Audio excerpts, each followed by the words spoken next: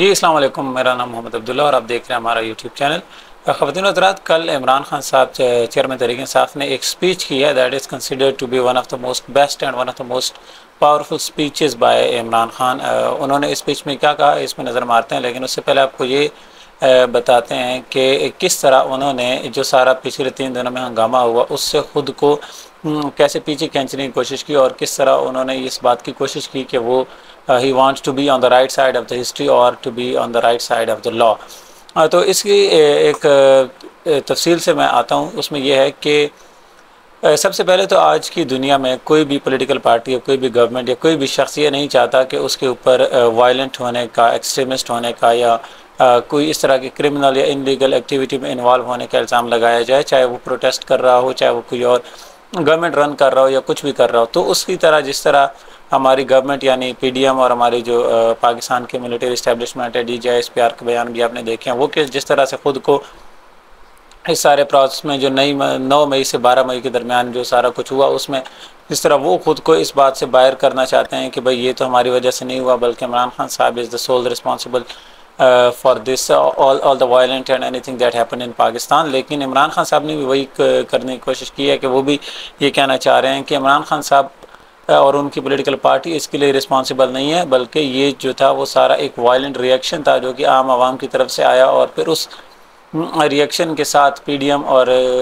जो भी उनकी गवर्नमेंट है उन्होंने अपने बंदे उसमें ऐड करके शामिल करके ये लोगों को इस तरफ जिसे हम कहते हैं इंस्टिगेट करने की कोशिश की। तो दोनों इस बात पे मुसर हैं या दोनों इस बात की कोशिश कर रहे हैं कि वो जो हिस्ट्री है, जो लॉ है, उसके राइट साइड पे खड़े हों। खैर, इमरान खान साहब की स्पीच की तरफ आते हैं। सबसे पहले तो उन्होंने वहीं से शुरू किया कि किस तरह वो ख़ुद को यानी उनकी 57 मिनट्स की स्पीच है और उसमें आधे से ज़्यादा time, half of the time was spent on just one argument that he stood with the law and he stands by the law even today. How किस तरह वो ये था कि उन्होंने 25 मई से शुरू किया कि 25 मई पे लोगों पे शेलिंग की गई, मारदाड़ की गई, गाड़ियाँ तोड़ी गई, घरों में छलांगे लगाई गई, लोगों की इज़्ज़तों को वायलेट किया गया। लेकिन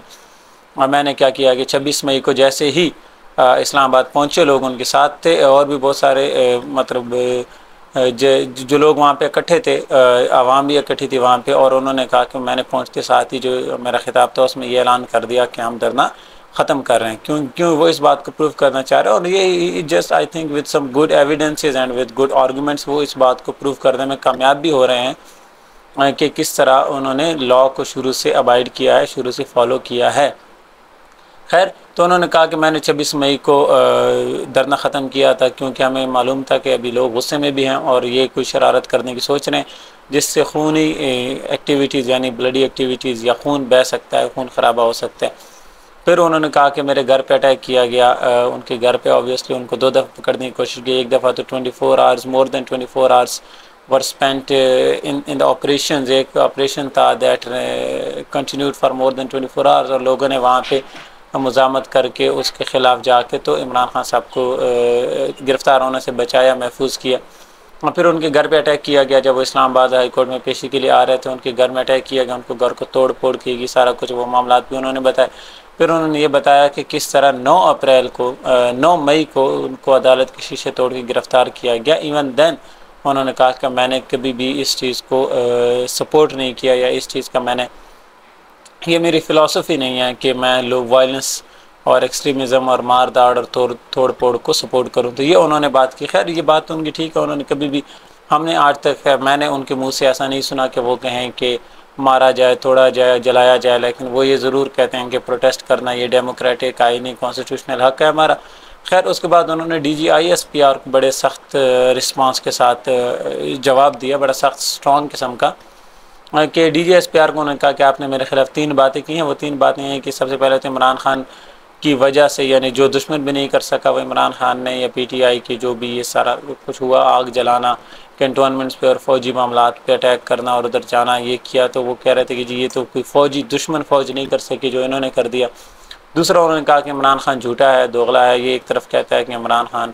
फ़ौज के साथ है, दूसरी तरफ फ़ौज पे हमले कर रहा है। तीसरी बात उन्होंने कही कि उन्होंने फ़ौज को बदनाम करने की, मलाइन करने की, डीमोरल करने की, डिफेम करने की कोशिश की।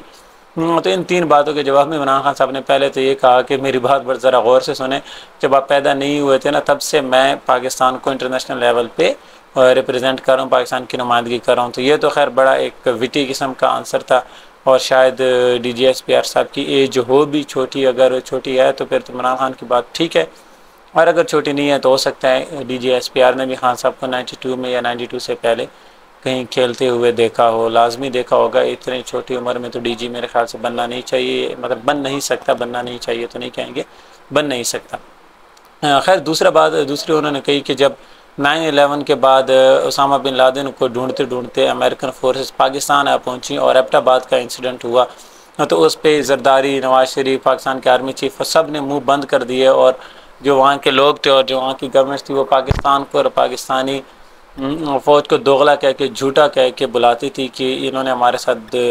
हमसे पैसे भी ले रहे हैं और साथ ही अपनी एकेडमी के साथ एबटाबाद में उसामा बिन लादेन को पाला भी हुआ है। तो ये इस बात में इमरान खान ने कहा कि उस वक्त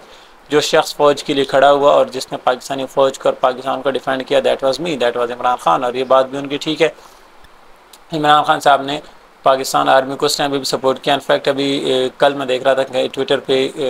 कुछ नामवर साफ़ी हैं, उन्होंने इमरान खान के पुराने 2013 वाले, 12-13 वाले, जो 11-12 में जो उन्होंने CNN को इंटरव्यूज़ दिए वो भी निकाल के सामने ले आए कि भाई इमरान खान किस तरह फ़ौज को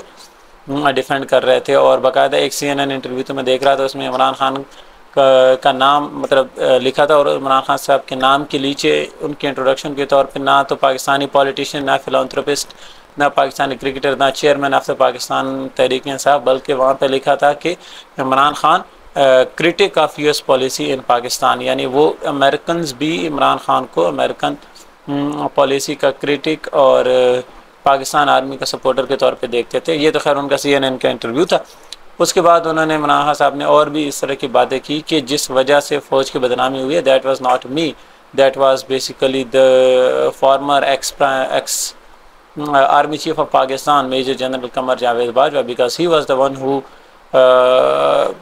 who basically tried to take out ousted the Imran Khan from his government and brought in the PDM, the criminals according to Imran Khan. Imran Khan के मुताबिक बाजवा साहब ने उनको गवर्नमेंट से निकाला, और उनको गवर्नमेंट से निकालने के बाद जो पाकिस्तान के नामवर तरीन क्रिमिनल्स हैं, मुलजमान हैं, करप्ट सियासतदान थे, उनको ला के बिठा दिया, जिस वजह से लोगों ने बुरा भला कहना शुरू किया। तो खैर ये इमरान खान का इस तरह का एक बयान था जो कि बड़ा सख्त हार्ड कोर बयान था। अगर आप इसको देखें तो लफ्ज़ी गोलाबारी के तौर पर इमरान खान साहब ने बड़ी शदीद अल्फाज में मजम्मत की है, और बाकायदा बड़ा स्ट्रॉन्ग एक वो पेश किया है अपना पॉइंट ऑफ व्यू, स्ट्रांगली इसको कंडेम भी किया है जो भी उनके बारे में कहा गया। अगर इस पे एनालिसिस की बात करें या इसको एक जनरल पॉइंट ऑफ व्यू से देखें तो इमरान खान साहब का जो ये बयान है, it can by the way उन्होंने DGSPR को मशवरा भी दिया कि भाई आप अपनी पॉलिटिकल पार्टी बना लें। अब वो पॉलिटिकल पार्टी बनाते हैं या नहीं वो तो उनकी अपनी सोल चॉइस है, अगर वो चाहें तो शायद रिटायरमेंट के बाद बना भी लें, और अगर ना चाहें तो वो भी उनकी मर्ज़ी है। जैसे सबके everyone is open and free to do anything और एवरीथिंग दैट ही वांट। खैर तो ये इमरान खान साहब ने कहा, लेकिन अगर देखा जाए तो इमरान खान साहब ने ख़ुद को एक बात से तो क्लियर करने की कोशिश की है कि now he just want the Pakistani military establishment, not only the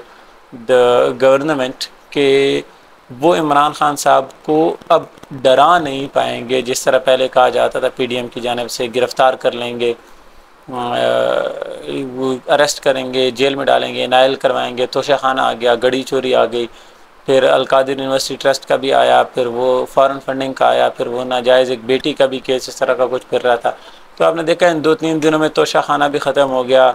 जो फॉरेन फंडिंग का केस था वो भी ख़त्म हो गया, यहाँ तक कि जो इस्लामाबाद में वो टेरियन वाइट का जो उनके नाजायज़ बेटी के तौर पे केस था वो भी ख़त्म हो गया, सारा कुछ ख़त्म हो गया। पीछे रह गया अलकादिर ट्रस्ट, और उसमें अलकादिर ट्रस्ट पे भी एक वीडियो हम सेपरेटली इंशाल्लाह करेंगे, लेकिन उसमें भी आपको बस इतना बताते चलें कि जिस शख्स से मलिक रियाज ने ज़मीन ली थी उसका नाम हुसैन नवाज़ है, और जिस शख्स को इमरान खान ने ज़मीन बेची उसका नाम मलिक रियाज है। यानी आप ख़ुद देखें कि इस केस में भी 2 बड़े giants, either the economical businessman और द पाकिस्तानी पॉलिटिशियंस, वो दोनों शामिल हैं, नॉट जस्ट इमरान खान।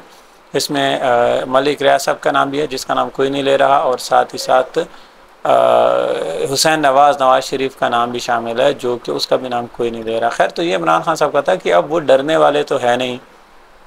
क्योंकि the extreme level that they could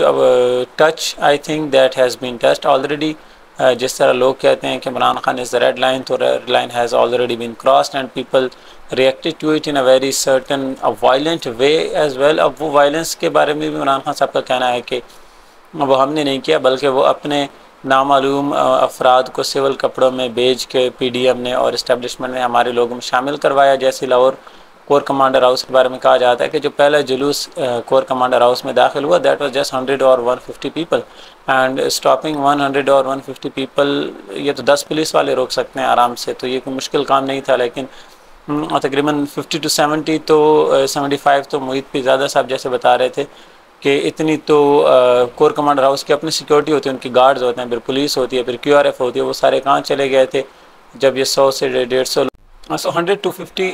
people 100 to 150 people were there in the protest, जो कि लाहौर कोर कमांडर हाउस में गया, जिसका भी जिना हाउस कह के बुला रहे हैं, जिना हाउस में वो गए। एंड उनकी अपनी क्यूआरएफ होती है, पुलिस होती है, कोर कमांडर हाउस के अपने गार्ड्स होते हैं। And where did all they went in all this scenario, वो अभी तक समझ नहीं आ पाया कि वेयर डिड दे गो अभी तक। तो यानी वो इतने थोड़े से लोगों को रोकना was not a difficult task, I guess, ये तो आराम से रोका जा सकता था, लेकिन रोका नहीं गया। उसकी क्या वजह थी, इस पर तो अब जब इंक्वायरी कभी बैठेगी, उस पर कभी